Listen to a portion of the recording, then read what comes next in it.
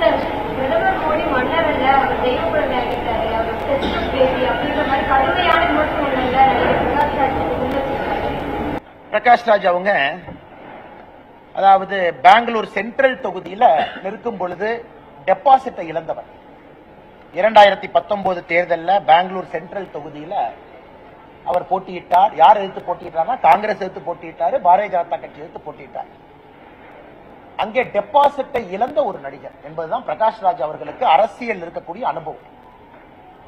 அதனால் நான் இருக்கின்றேன், நான் நிரந்தர எதிர்கட்சி, எந்த கட்சியா இருந்தாலும் எதிர்க்கிறது மட்டும்தான் என் வேலை, இதெல்லாம் சொல்வதற்கு பேச்சு கேட்பதற்கு நல்லா இருக்கும்.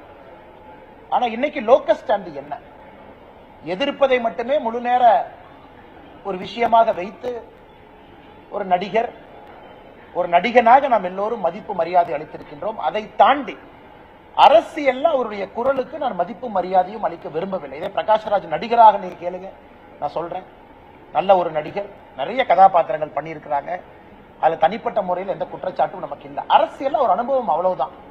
2019 பெங்களூர் சென்ட்ரல் தொகுதியில பிரகாஷ் ராஜ் அவங்க தேர்தல் நீங்க பாருங்க, எப்படி நின்னாருன்னு பாருங்க, யாரை எதிர்த்து நின்னாருன்னு பாருங்க, அப்ப காங்கிரஸ் பத்தி என்ன பேசினாங்கன்னு பாருங்க, பிஜேபியை பத்தி என்ன பேசினாங்கன்னு பாருங்க.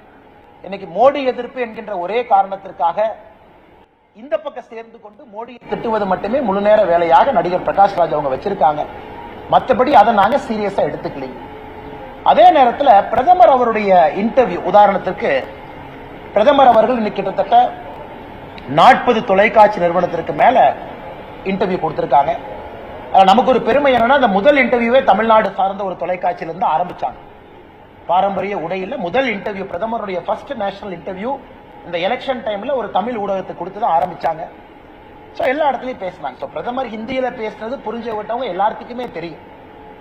பிரதமர் அவர்கள் என்ன பேசினாங்க, அர்த்தம் என்னன்னு அது உங்களுக்கும் தெரியும்.